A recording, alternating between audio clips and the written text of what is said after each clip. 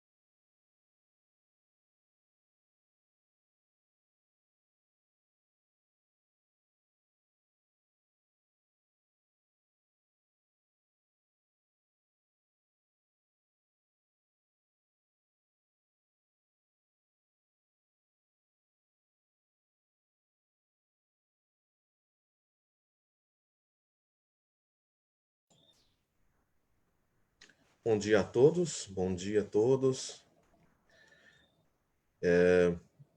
Vamos só aguardar 5 minutinhos mais para começar a aula, tá? Agora são 9h15. Bom dia, Thiago. Bom dia, tudo bom, Benjamin? Aí, Tudo ótimo. beleza. Então, 9h20 a gente começa a aula, tá? Quem está designado para fazer a direção da aula de hoje, 9h20 tá liberado para poder iniciar, tá? Os procedimentos, tá bom? Só para dar um tempo de encher Tá mais perfeito. participantes.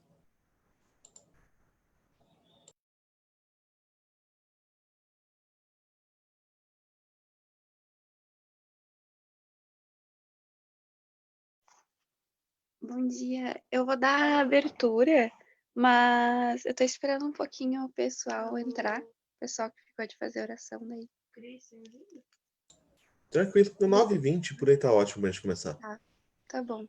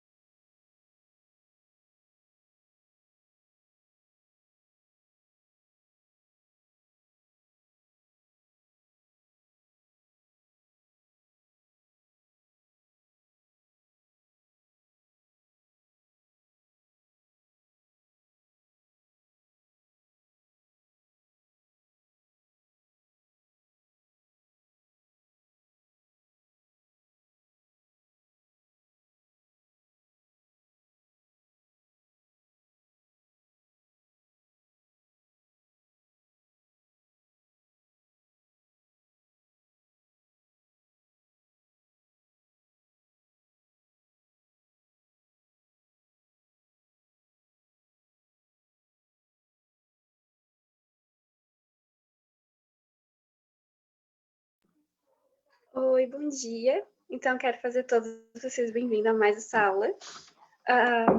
Como anúncios, a gente tem a campanha, né, que está tendo, aquela de matricular um amigo e ganhar uma pizza.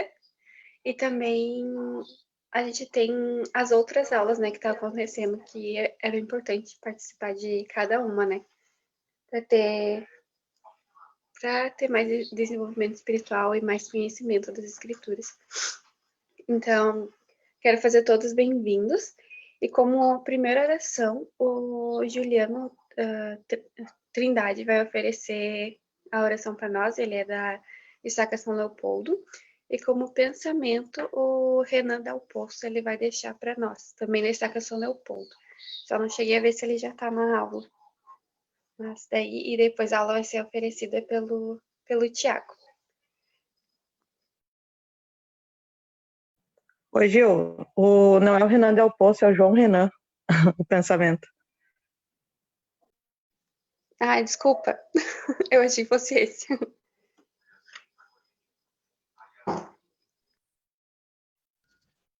Posso fazer oração, Gil? Pode. Com licença. Nosso bondoso e amado Pai Celestial, nós te agradecemos por mais esse dia, te agradecemos por termos a tecnologia necessária para estarmos reunidos e termos essa aula. Te agradecemos pelo Evangelho, todas as bênçãos que o Senhor tem nos dado nesses dias difíceis que nós temos passado.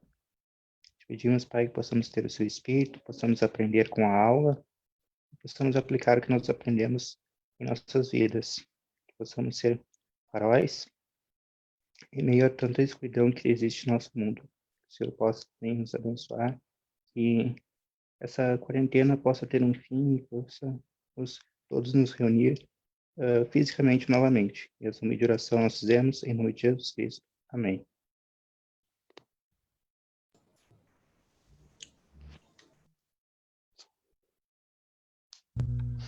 Então, eu sou o João Renan, eu sou aqui de Santiago, sou amigo da Adriele e hoje eu gostaria de compartilhar uma escritura que se encontra aqui em Mosias 27, no versículo 24.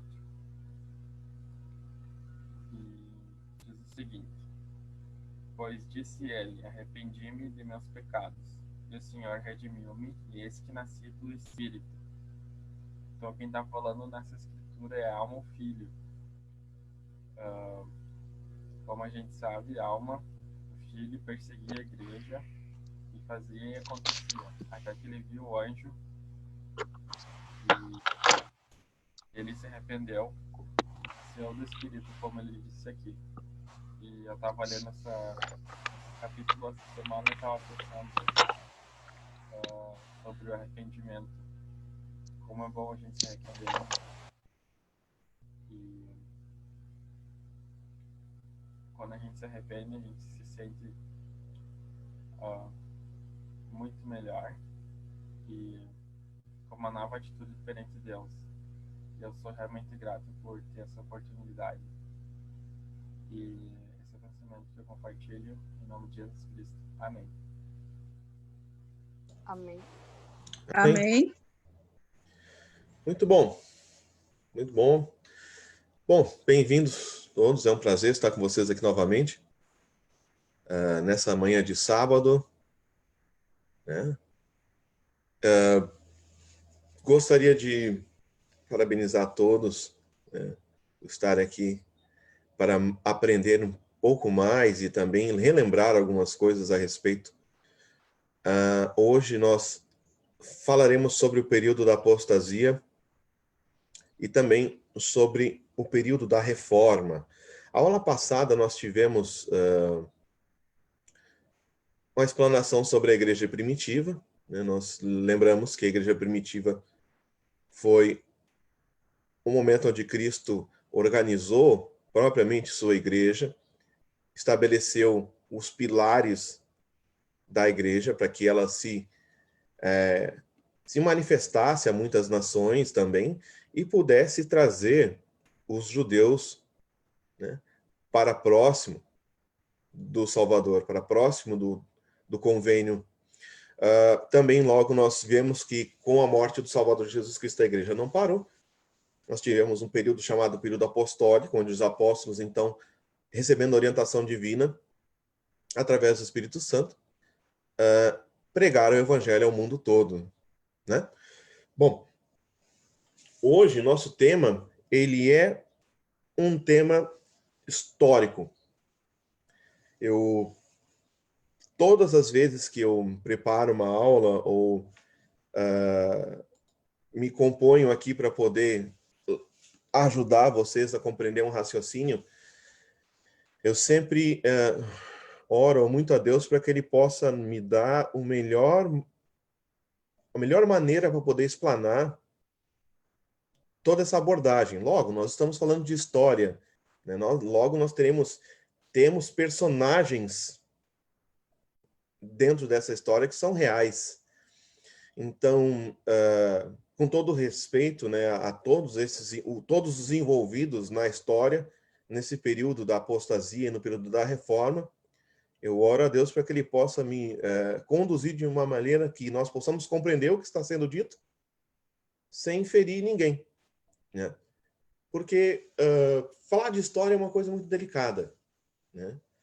Mas, como nós estamos falando de um período que precede, é um período maravilhoso, que foi um período da igreja primitiva, logo nós vamos ter muitos momentos intensamente delicados, intensamente tristes na história do mundo e também na história da igreja.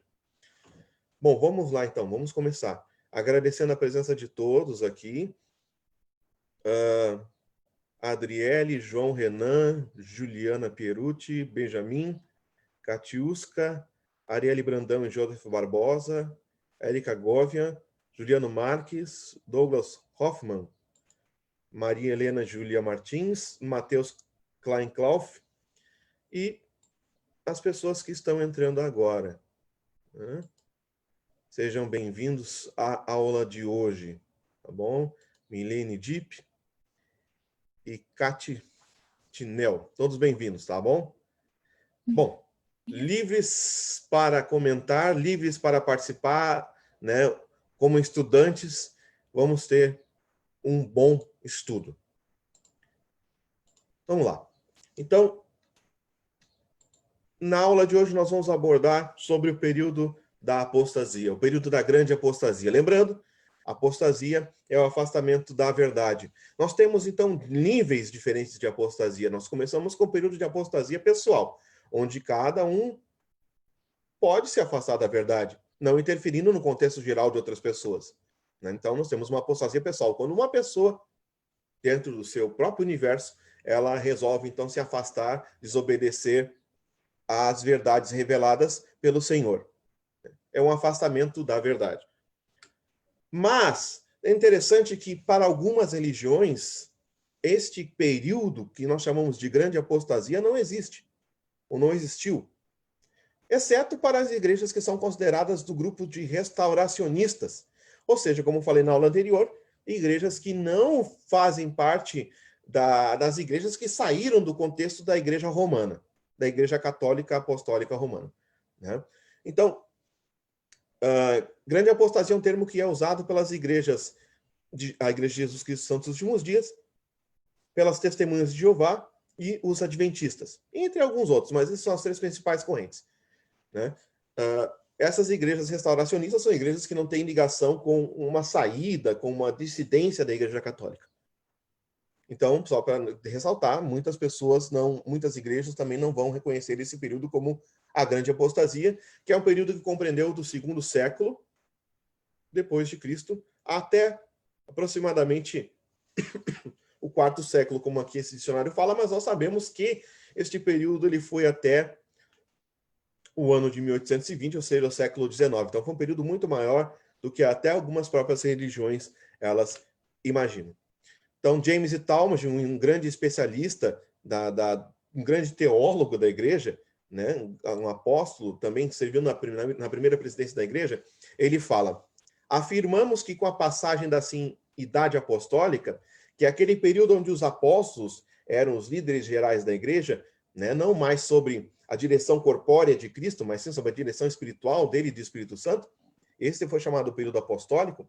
Então, afirmamos que com a passagem da assim chamada Idade Apostólica, após a morte de Cristo, o ministério apostólico presidiu a igreja no mundo, pelo que a sucessão no sacerdócio foi interrompida e que a igreja, como organização terrena, operando sob orientação divina e tendo autoridade para oficiar nas ordenanças espirituais, deixou de existir. Então, houve a quebra de um elo.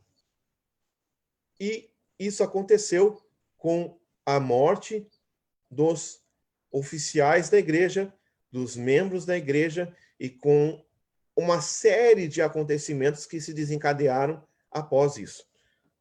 Mas hoje, na nossa abordagem, nós vamos ver assim que normalmente o que acontece? A gente liga um fato exclusivo para que a apostasia acontecesse, que é a perseguição externa contra a igreja. A perseguição de governos, de judeus, de pagãos contra a igreja. Nós ligamos isso como um fato exclusivo, que somente foi essa perseguição externa que gerou a grande apostasia, que gerou com que a igreja se quebrasse, ruísse naquela época. Mas nós vamos ver hoje que não foi só isso. Para dar a introdução sobre o contexto da apostasia, eu gostaria de usar este vídeo aqui do Elder James E. Faust. James E. Faust, conselheiro na primeira presidência, nessa época ele dá uma abordagem maravilhosa para nós sobre a apostasia. Vamos ouvir sua orientação.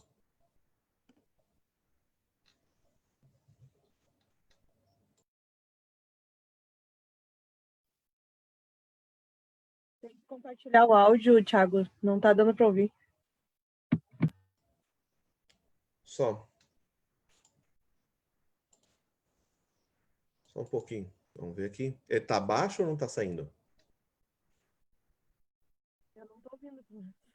Tá, é nada? Nada. É que tu tem que compartilhar ali no share. Tu tem que compartilhar o áudio. Ali em Aonde? cima. Vamos ver aqui. Vai na barrinha. E deixa o microfone no ligado, viu? Tá. Só um pouquinho. Tá, agora vai rolar. Só um pouquinho.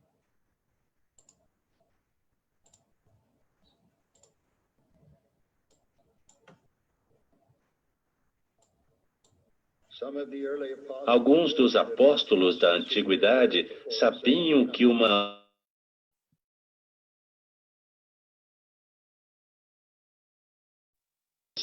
Paulo escreveu. Vamos lá de novo. Agora deu certo. Alguns dos apóstolos da antiguidade sabiam que uma apostasia ocorreria antes da segunda vinda do Senhor Jesus Cristo. Aos Tessalonicenses, Paulo escreveu acerca desse assunto: que ninguém de maneira alguma vos engane, porque não será assim sem que antes venha a apostasia. Com esse afastamento da verdade, as chaves do sacerdócio se perderam e algumas doutrinas preciosas da igreja organizada pelo Salvador foram modificadas. Entre essas, o batismo por imersão, o recebimento do Espírito Santo pela imposição de mãos, a natureza da Trindade, que são 3 pessoas distintas, que toda a humanidade ressuscitará por meio da expiação de Cristo, tanto os justos quanto os injustos, revelação contínua que os céus não estão fechados, e a obra no templo para os vivos e os mortos. O período que se seguiu ficou conhecido como a Idade das Trevas.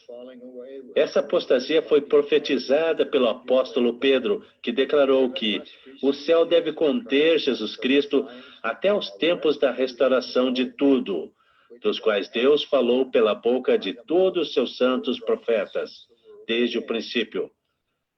Uma restituição só seria necessária se essas coisas preciosas tivessem sido perdidas. Tá, conseguiram acompanhar? Sim, Thiago. Beleza. Muito bem. Então, Elder Faust, ele dá, então, esse entendimento de que houve uma cessação de direitos, uma sensação de benefícios, uma sensação de bênçãos no momento da apostasia, né? Então, nós não tínhamos mais a igreja restaurada, nós tínhamos mais oficiais da igreja, não tínhamos mais a autoridade do sacerdócio. Então, a igreja ruiu. Lembramos que a igreja tem aqueles 3 pilares, né? Que é a revelação, que é a autoridade do Senhor, homens, apóstolos e profetas ordenados por ele para estabelecer a verdade, e a revelação contínua. Então, o ruído um desses 3, ruiu-se tudo. E foi o que aconteceu. Agora, para que o bolo cresça, para que todas essas coisas aconteçam, existe um fermento. E este fermento da apostasia, na minha explanação, ele se deu no quê? Através da perseguição externa, que nós já falamos um pouco, né? Que é agentes externos da igreja que causaram apostasia, mas um outro fator que não é muitas vezes lembrado é qual? A iniquidade interna. Então, existe algo muito interessante dentro desse sentido que não pode ser desconsiderado. Existiu uma perseguição externa? Existiu, e ela foi massacrante. Mas houve ruínas internas. E é sobre ela que nós, principalmente hoje, membros da Igreja Restaurada, devemos prestar muita atenção. Porque muitas pessoas não ruíram sua fé por causa da perseguição externa. Houveram muitos mártires, né? E na morte desses homens que defenderam o evangelho até o fim da vida, mesmo sob perseguição, muitas vezes a igreja até se fortaleceu. Porque esses homens eles não abandonavam o contexto do evangelho, eles não abandonavam o testemunho. Mas houveram muitas coisas que puderam, dentro da igreja, fazer com que ela ruísse rapidamente de uma forma terrível. Tá? Bom, algum comentário antes de nós entrarmos nesse assunto da perseguição externa de início? Algum comentário, alguma colocação? Como eu falei, hoje a aula praticamente vai ser uma aula de história, né? Nós vamos ter alguns contextos dentro da escritura, sim, mas principalmente sobre o contexto histórico.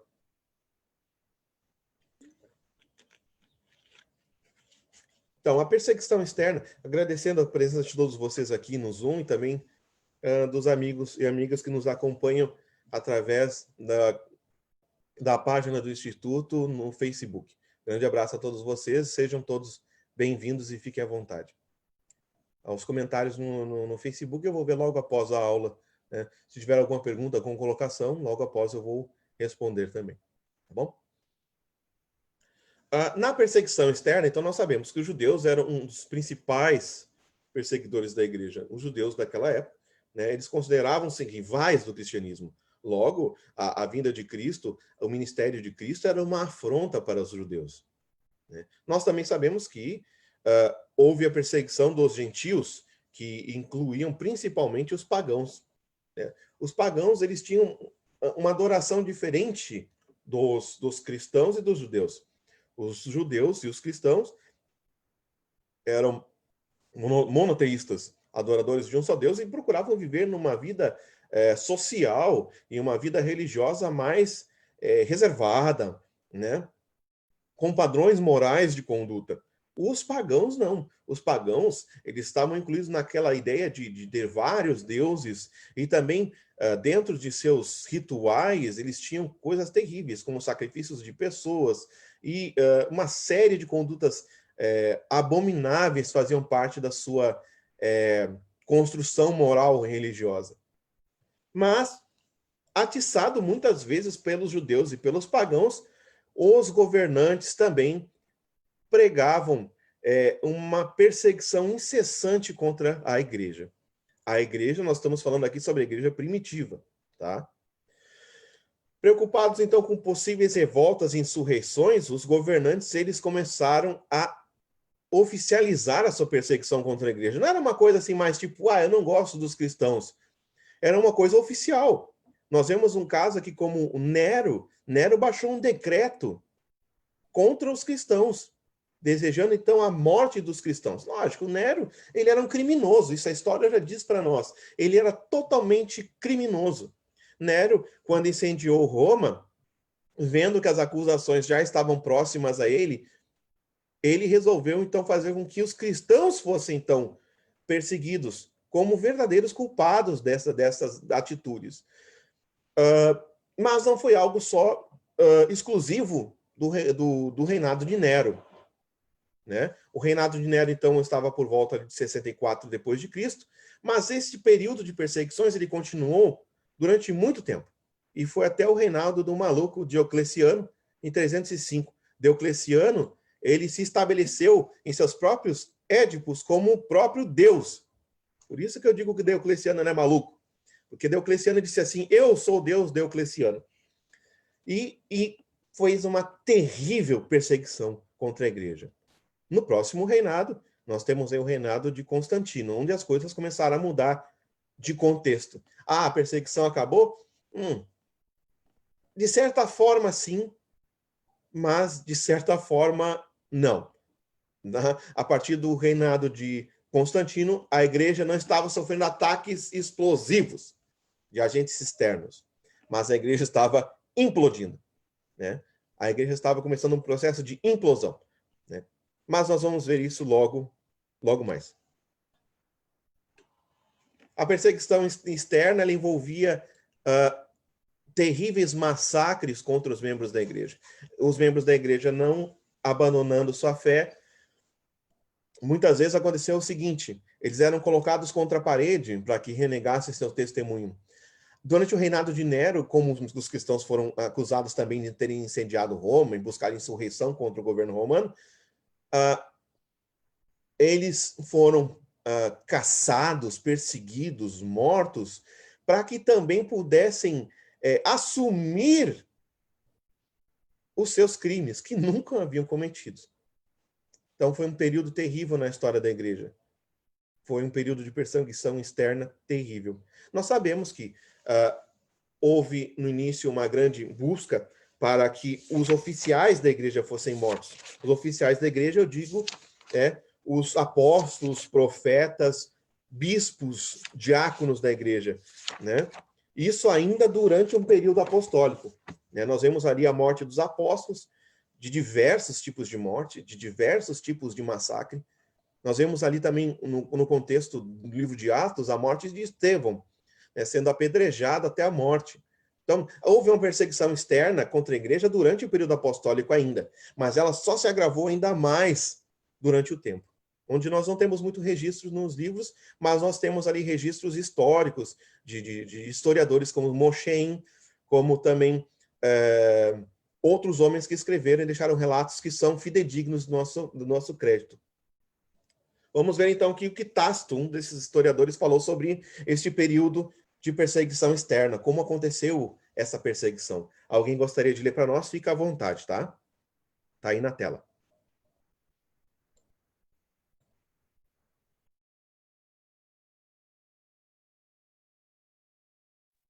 Eu posso. Morriam em tormentos, amargurados por insultos e escárnios. Alguns foram pregados na cruz, outros vestidos com peles de animais ferozes costuradas sobre seu corpo.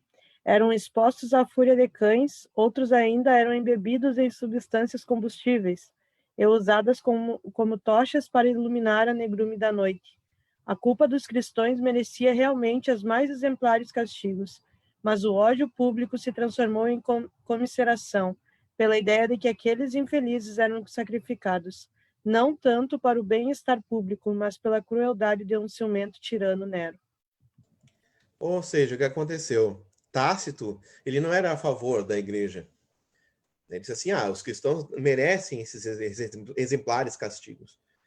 Mas esses castigos, na opinião de Tácito, né, se transformaram num circo de horrores. Se transformaram, então, mais em um ato de satisfação própria do tirano Nero. Imaginem, né? Todas essas perseguições e muito maiores. Tem coisas terríveis, né? A questão de pregar em cruzes, eu quero deixar claro para vocês que existem poucos relatos de cruzes. né? A palavra crucificado muitas vezes não quer significar sobre cruzes, mas sobre, muitas vezes, estacas, sobre postes, sobre árvores. Cristãos também eram crucificados em árvores, porque não se tem um registro exatamente sobre cruzes.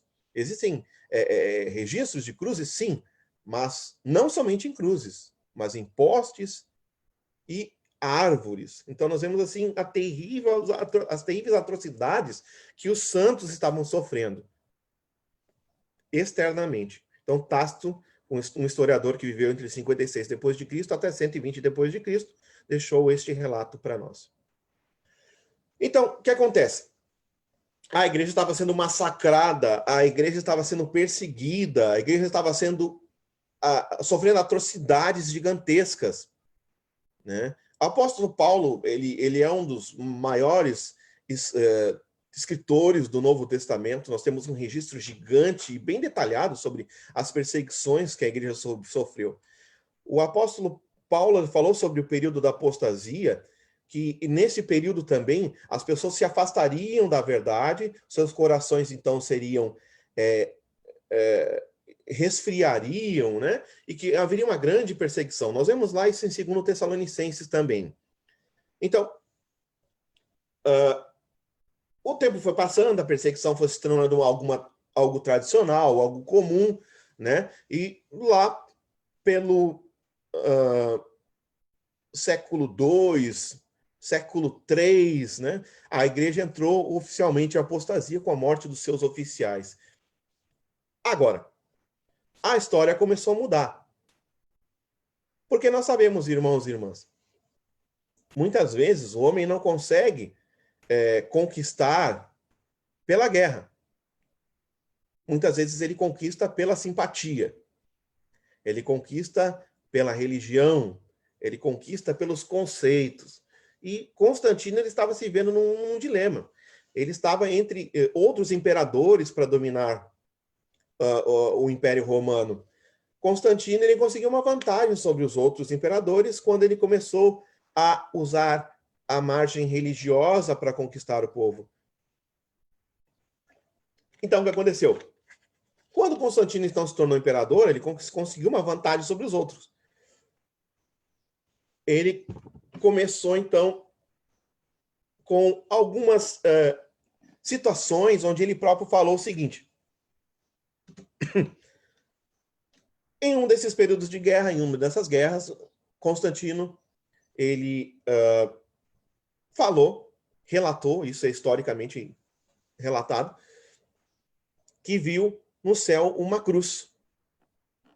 E nessa cruz estava em latim escrito sob este símbolo, conquista. Né? E a partir dali, Constantino, imperador Constantino, se converteu à causa cristã. E começou a usar, então, em seus símbolos de guerra, aquela cruz e aquela mensagem. Voltando um pouquinho atrás, Diocleciano foi um dos grandes perseguidores da igreja. Ele até fez alguns, não é pilares, alguns lugares onde ele escreveu. Diocleciano, aquele que extinguiu a praga dos cristãos da terra.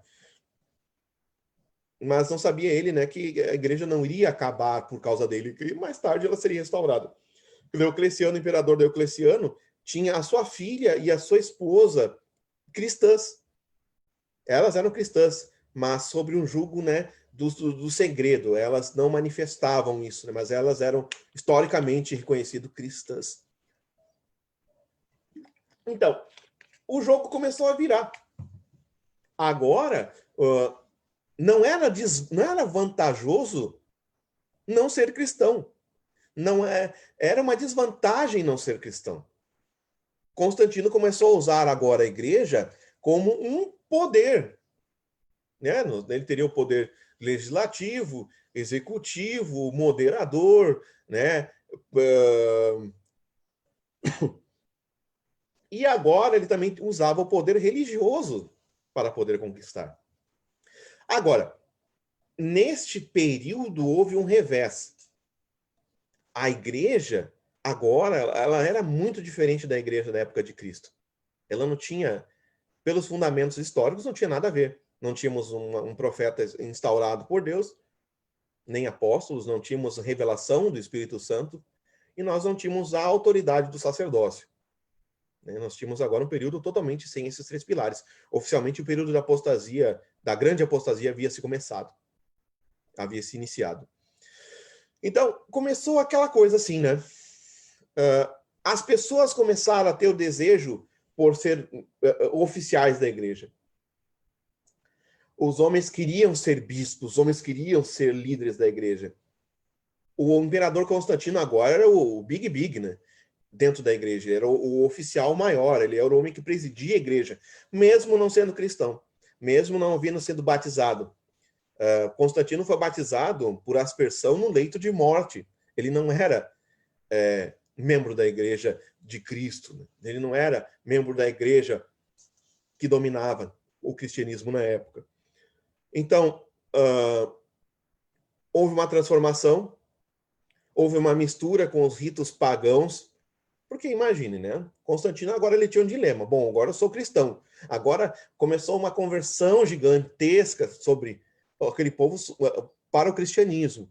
Só que havia muitas pessoas que eram pagãos, que eram pessoas que estavam buscando agora, vivendo sobre o mesmo reino, sobre o mesmo império, mas eles continuavam sendo pagãos. E houve uma certa flexibilização da doutrina da igreja.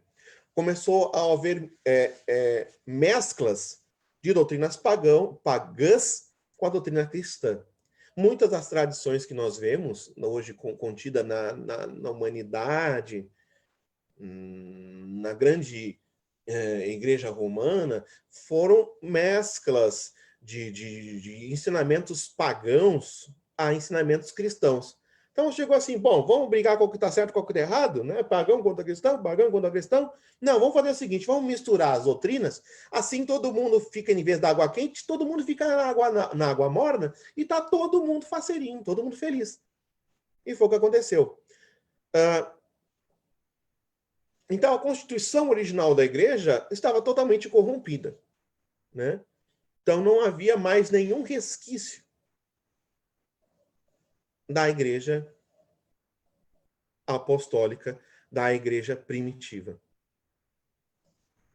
Então, tem algum comentário, alguma colocação? Fique à vontade, tá? Então, não podemos negar que as primeiras perseguições eram dirigidas especialmente contra os oficiais da igreja, que nós falamos antes. Nesta batalha entre cristianismo e inimigos aliados, os homens fortes de Cristo foram os primeiros a tombar. E com sua queda, traidores dentro da igreja. Agora falando sobre perseguição interna. Os ímpios e rebeldes, aqueles que se introduziram subrepticiamente, ou seja, como répteis, e cujo intento sinistro era perverter o evangelho de Cristo, viram-se livres da resistência e à vontade para propagar suas heresias e minar as fundações da igreja. Então, o que aconteceu? Começou, então, agora a nossa análise sobre a perseguição interna, que o apóstolo Paulo, os apóstolos que escreveram suas cartas no Novo Testamento, também falaram. Eles começaram a perseguir, olhar assim, olha, não sigam aquelas pessoas, essas pessoas sentem comichões nos ouvidos de doutrina e começam então a seguir seus próprios pensamentos. Olha, cuidado, tem pessoas que estão deixando a verdade e seguindo as lendas, seguindo os contos de fada, seguindo as histórias tradicionais, seguindo as mitologias, cuidado. Né? Esses homens, eles entram nas casas e tomam reféns as mulheres, tomam cativos os filhos, né? O apóstolo Paulo dizia isso. Então, estava havendo uma perseguição enorme, agora interna. Então, o que acontece? Neste âmbito, nós começamos a ver manifestos aqueles aproveitadores. Existiam, de fato, aquelas pessoas que estavam em busca da verdade, em busca de conceito, mas não suportar as perseguições.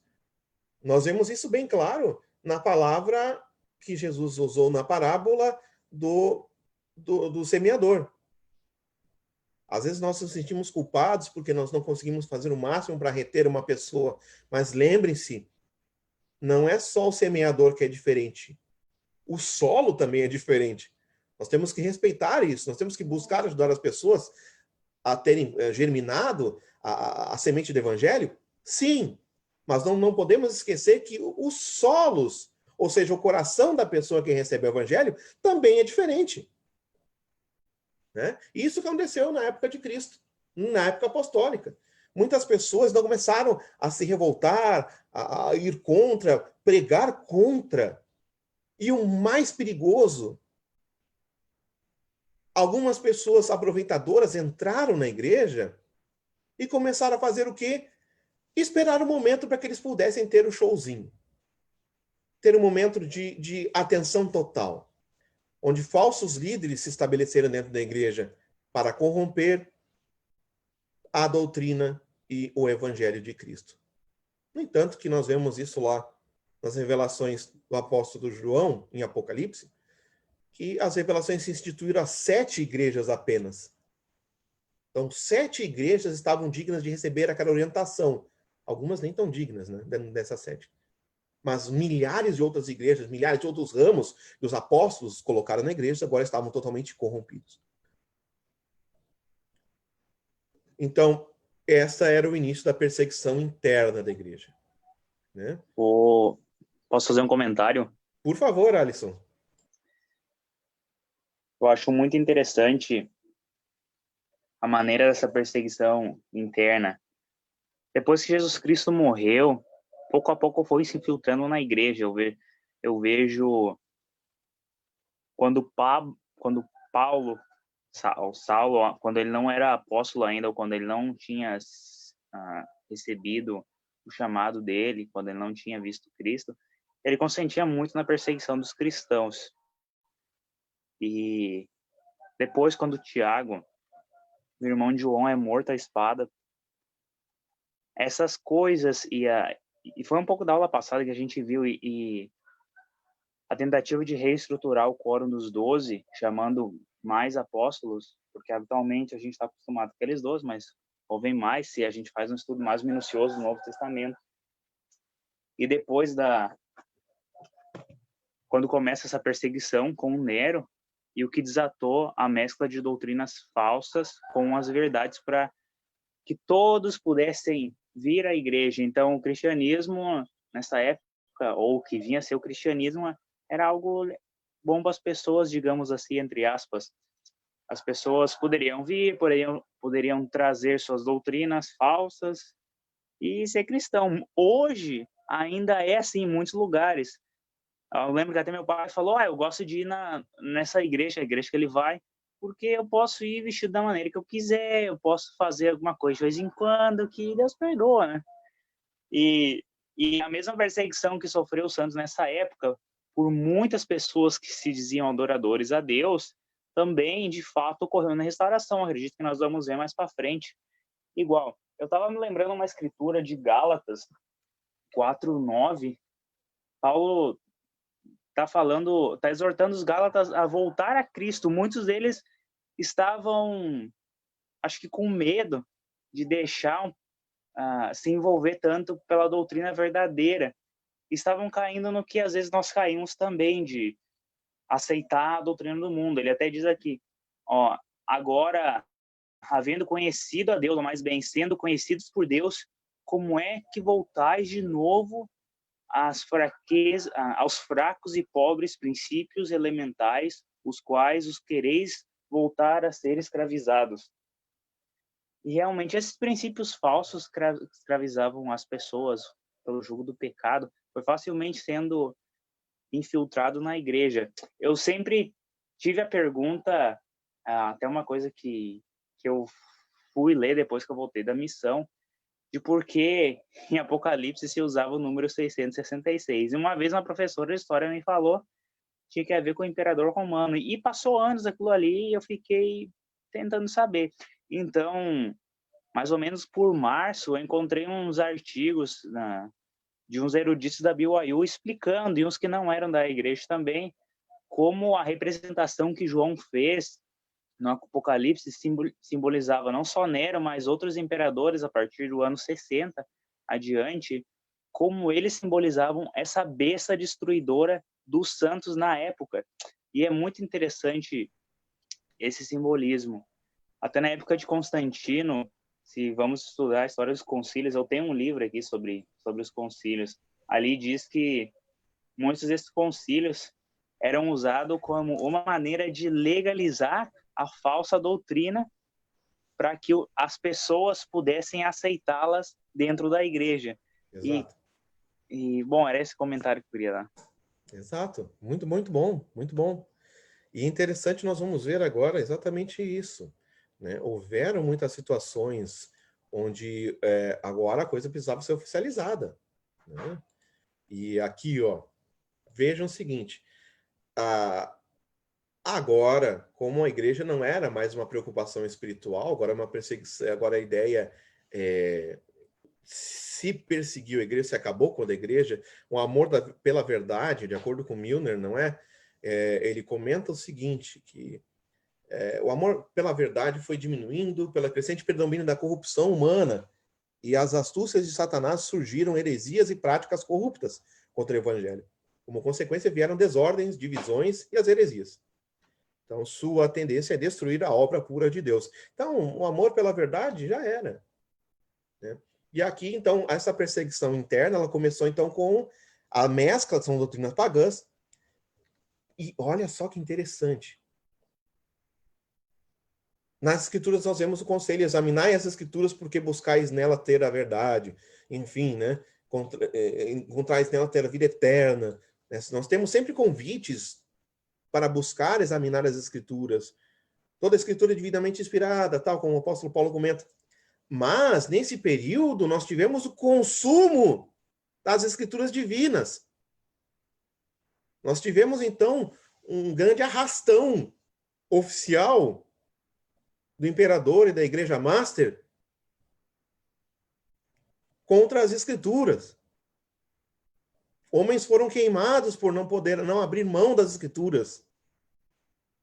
As escrituras foram selecionadas, foram censuradas, foram selecionadas e agora estavam nas mãos somente dos oficiais da Igreja de Roma. No Concílio de Nicéia, no ano 325 depois de Cristo, falsas doutrinas e dogmas foram estabelecidos. Houveram neste concílio, que foi uma reunião com os principais líderes da Igreja Romana, houveram ali, então, estabelecimentos. Houveram alterações nas cerimônias sagradas, no sacramento e também no batismo. Então, a partir deste momento, milhares de manobras foram feitas para que houvesse um poder absoluto e incontestável do poder religioso no reino romano, no Império Romano. Então, começou-se então uma grande manipulação das escrituras. Imaginem só, tu tira o poder das pessoas ter acesso às escrituras, tu tira uma oportunidade das pessoas receberem orientação divina. Tu tem a manipulação das escrituras, tu manipula o povo.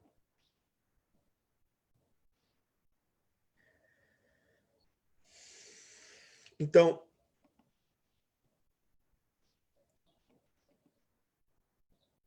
o convite e a situação aqui das escrituras, como Amós, mostravam, manifestavam que esse período iria acontecer.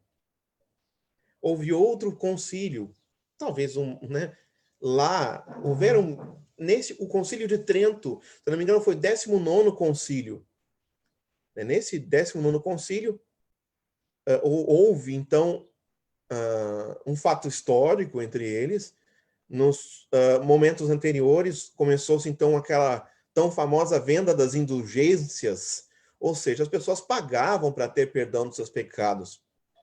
Interessante que eles pagavam também para que o Papa perdoasse seus pecados. E isso beneficiava os ricos, né? Principalmente porque os ricos tinham condições de poder pagar até a antecipação do cometimento de seus pecados. Isso mesmo. Olha, tô a fim de fazer umas loucuras aí, Papa. Tô a fim de fazer umas presepadas.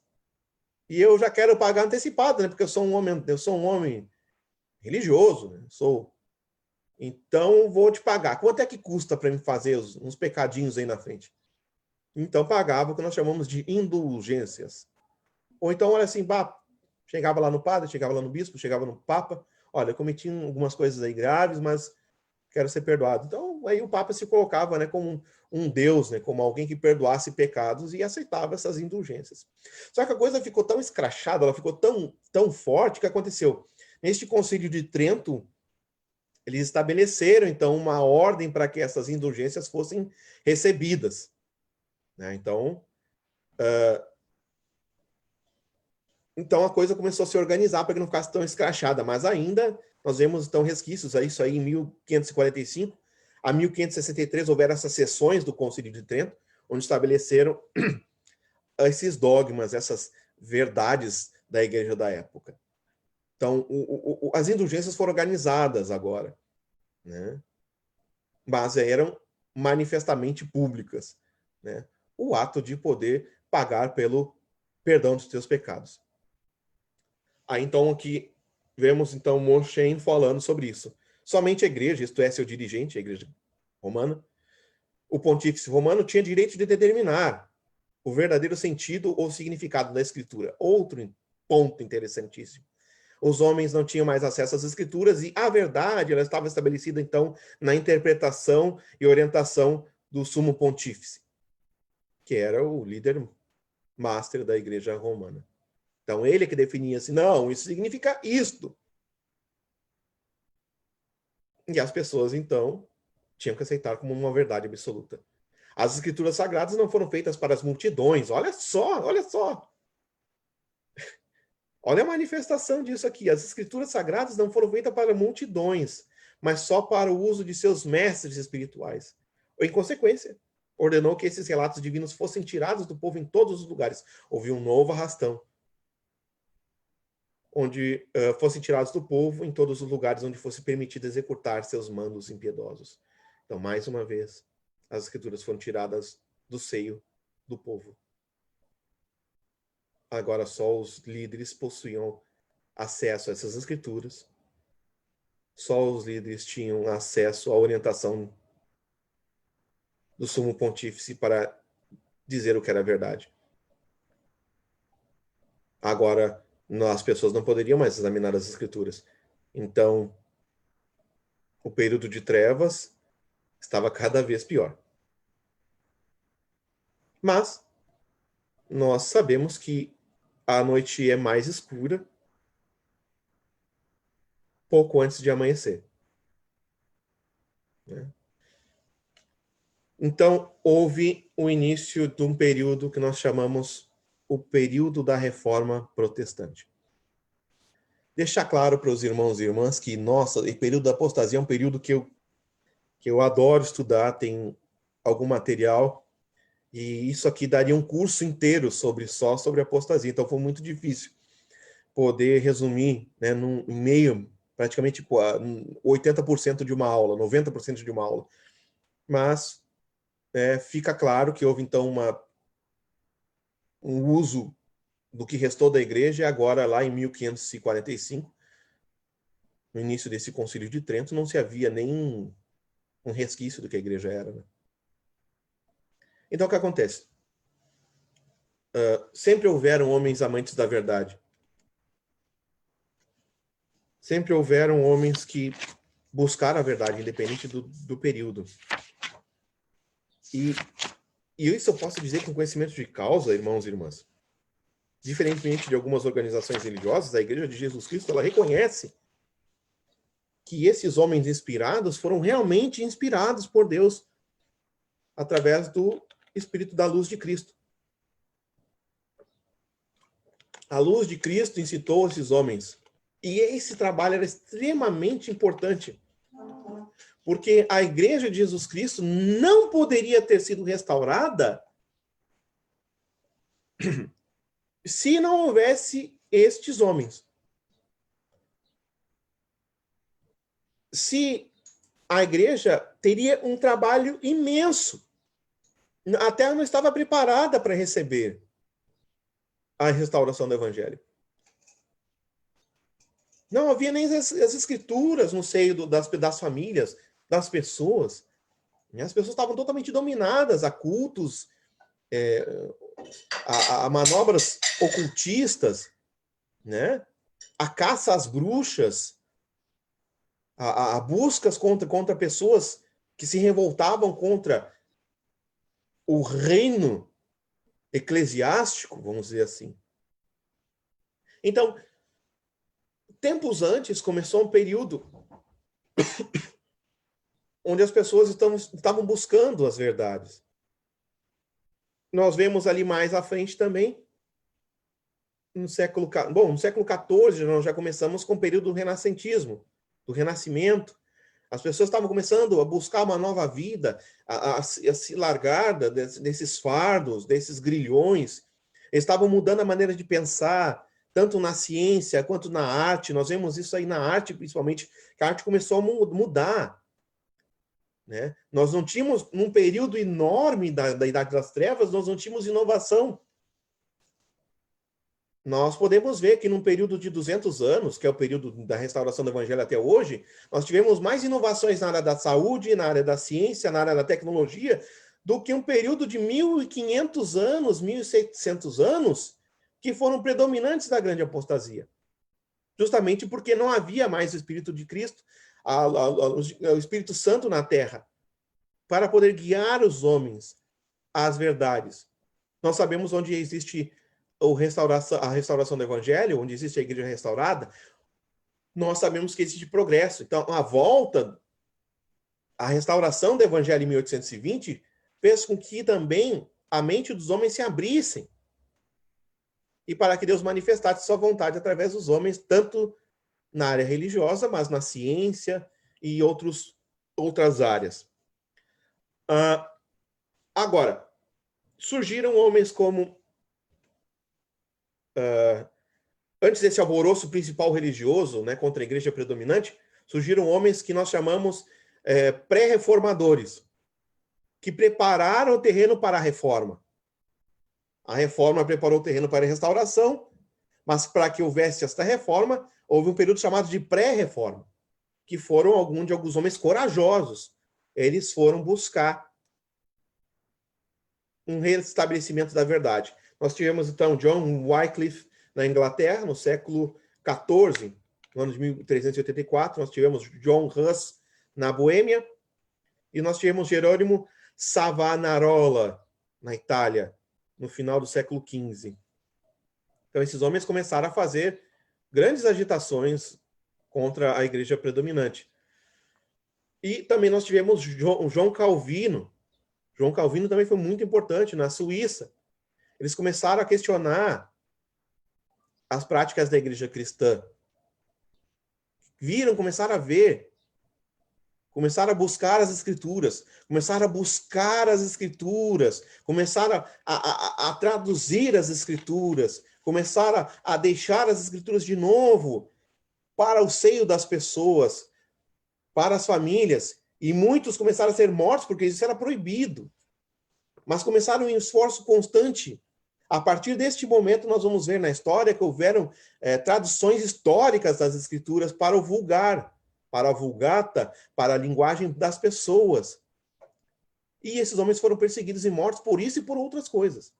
Então, nós tivemos agora o principal agente da reforma, que é Martinho Lutero. Lembrem-se, Martinho Lutero ele não foi o fundador da Igreja Luterana. A Igreja Luterana foi instaurada muitos anos depois, mas os princípios de Martinho Lutero sim foram usados para o estabelecimento da Igreja Luterana. Então, ele era um monge da ordem agostiniana, instrutor da Universidade de Wittenberg. A Universidade de Wittenberg foi onde ele, irado contra as práticas das indulgências, ele pregou as teses na porta da igreja Wittenberg. E também colocou na porta da igreja de Wittenberg as tão famosas 96 teses, né, contra o catolicismo. Ele pregava uma reforma do poder daquela época da Igreja Católica. O Papa Leão X, ele então, irado contra essa situação, ele expediu um edito, um decreto contra Martinho Lutero, exigindo então uma retratação, que ele se arrependesse do que ele fez contra a Igreja, ou que ele fosse excomungado. Então, lógico, nós sabemos que Martinho Lutero, não voltou atrás. Redundante isso, né? Não voltou. Mas ele manteve o desejo de enquadrar a Igreja Católica nos ensinamentos da Bíblia. Então, nós vemos aí Lutero no Concílio de Worms, onde ele pôde, então, manifestar mais uma vez a sua posição contra alguns ensinamentos da Igreja Romana. Então, muitas pessoas se sentiram agitados, até incentivados pelo movimento de Lutero, que agora era um movimento maior, uma afronta, né, frontal contra a Igreja Romana, e também começaram a fazer suas reformas na Igreja e começaram a estabelecer novas igrejas. Então, essas igrejas e esses homens são chamados protestantes, que protestaram contra a doutrina da Igreja Romana e começaram a estabelecer suas novas igrejas. Alguém gostaria de ler para nós encerrarmos a aula esta frase de Martinho Lutero? Esta frase, esse texto foi falado dentro do Concílio de Worms, onde lá, contra os oficiais da Igreja Católica, ele falou. Eu posso. Uhum. Não posso submeter minha fé nem ao concílio, porque claro está como o dia que eles têm errado frequentemente e se contradizem uns a outros, a menos, portanto, que me convençam pelo testemunho das Escrituras ou por raciocínio mais claro, a menos que me persuadam por meio das passagens que citei, e a menos que assim conquistem minha consciência para a palavra de Deus. Não posso retratar-me e não retratarei, pois é inseguro para um cristão falar contra sua consciência. Aqui estou, nada mais posso fazer e que Deus me auxilie. Amém. Forte, né? Assim, olha, eu não vou me submeter minha fé ao Papa. Porque, né, o Papa que guiava a fé, ele que guiava as revelações das Escrituras, ele que guiava a doutrina, ele que guiava a orientação das pessoas. Ele disse, eu não vou me submeter. É errado. A não ser que vocês me provem nessas teses que eu trouxe que eu estou errado. Mas por um raciocínio mais claro, pelas Escrituras. A menos que vocês me conquistem pela palavra de Deus. Mas eu não posso reiterar nem retratar o que eu falei. E é interessante aqui para ele, pois é inseguro para um cristão falar contra a sua consciência. Traduzindo para nós, né, é inseguro para um membro da igreja falar contra seu próprio testemunho. Não é seguro. Então, nós não podemos, né, falar contra o que nós sentimos no nosso coração, ao que o Senhor tem nos revelado.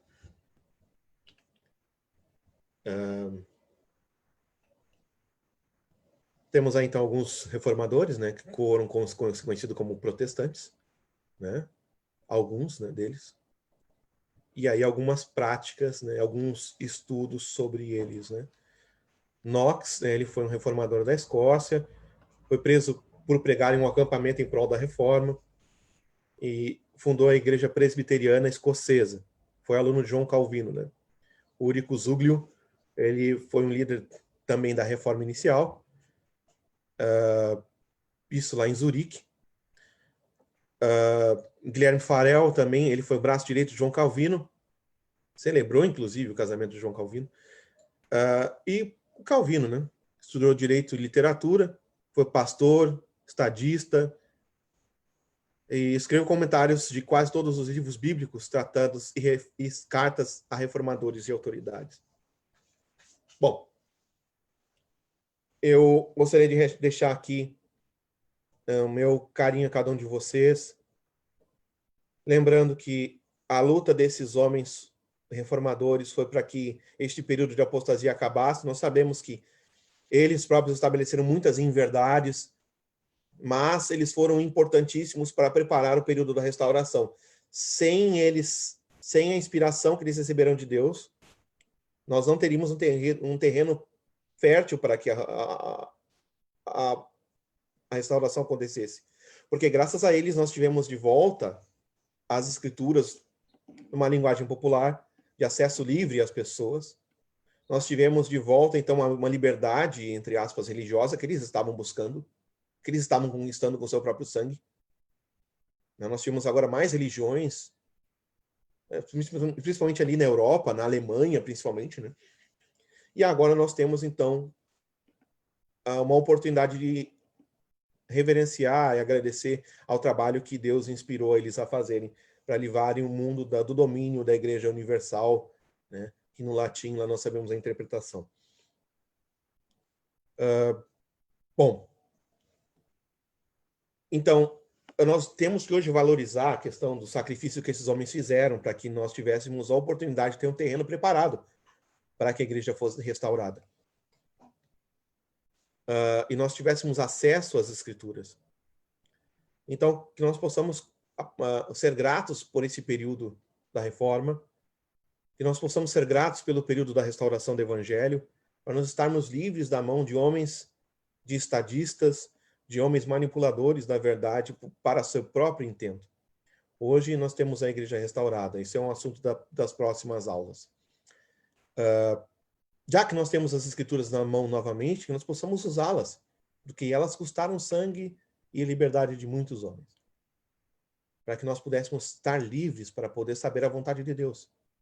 Elder Nelson, presidente Nelson, fala: como podemos colocá-las em prática, as escrituras, a palavra de Deus? Como podemos realmente viver nem só de pão, mas de toda a palavra que sai da boca de Deus? Começamos com a firme determinação de aplicar todas as escrituras a nós, para nosso proveito e instrução.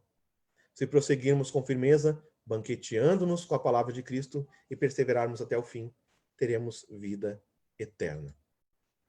Irmãos e irmãs, é um privilégio enorme poder ter estado com vocês nessa manhã. Eu espero que o Senhor tenha podido iluminar nossa mente, iluminar nosso coração e ver um pouco mais sobre o período da apostasia geral. Ver as causas que ocorreram para que esse período começasse. Hoje nós sabemos que a igreja restaurada na Terra, ela não vai ter um novo período de apostasia geral. É porque quando a iniquidade aumentar na Terra de uma forma imensa, nós temos a promessa que Cristo vai voltar, estabelecendo a sua segunda vinda. Mas que nós possamos ter cuidado, porque nós vemos hoje que as coisas aconteceram para a grande apostasia, não foram só perseguições, nós às vezes estamos preparados para perseguições dos opositores, mas muitas vezes nós não preparamos para a apostasia pessoal. Nós possamos tomar muito cuidado para nós não cairmos por causa de uma apostasia pessoal. Nossa! E isso foi um fator terrível para que a igreja caísse. A apostasia pessoal. Que nós possamos ter o coração grato a Deus por inspirar os reformadores, para que nós tivéssemos um período na Terra próspero e também preparado para receber a restauração do Evangelho. Eu sei que essa igreja é verdadeira, irmãos e irmãs. Eu sei que todas as coisas foram divinamente inspiradas por Deus para que nós hoje estivéssemos preparados e dentro da sua igreja aqui na Terra. Muito obrigado pela participação de todos, pela presença de todos. Nos encontramos na próxima semana. Então eu deixo esta aula e meu amor e meu carinho por vocês. Em nome de Jesus Cristo. Amém. Amém. Amém. Amém. Muito obrigada pela aula, Thiago. Foi muito boa. Então, só relembrando os anúncios, que é da campanha da pizza e as aulas que vai ter hoje de tarde, né, de livros santos e do livro de Mórmon agora às 11. Como última oração, a Catiusca vai oferecer para nós.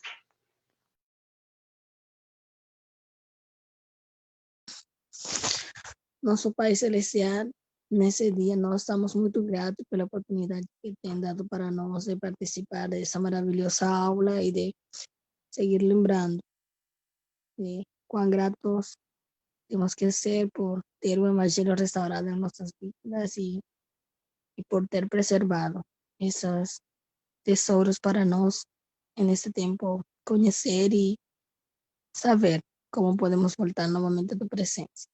Obrigado, Pai, por tu amor para conosco, por tu proteção e principalmente pela companhia de tu Santo Espírito. Obrigado, Pai, por nosso professor que, por meio do teu Espírito, pode nos ajudar a entender e compreender um pouco mais os tesouros escondidos que tu tens neste tempo para revelar para nós. Somos gratos, Pai, por todas as bênçãos que tens dado e por nossas famílias.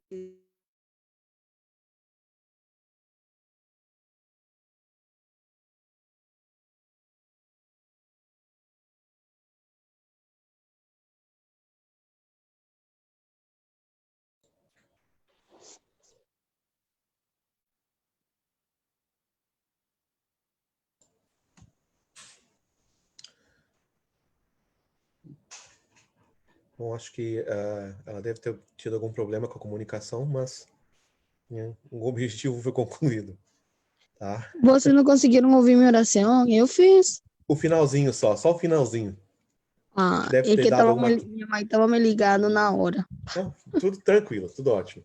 Tá? Mas no final ela disse amém, eu tenho certeza. Bom, fechou tudo. Amém. Muito obrigado, olha. Muito obrigado Amém. a presença de todos vocês. Amém. Que nós possamos estar novamente sábado que vem juntos. E foi um privilégio maravilhoso. Sempre é maravilhoso estar com vocês. Boa semana a todos. Obrigado, Obrigada, Thiago. a aula estava muito boa. Obrigado. Ótima aula, tchau, tchau. Tchau, tchau.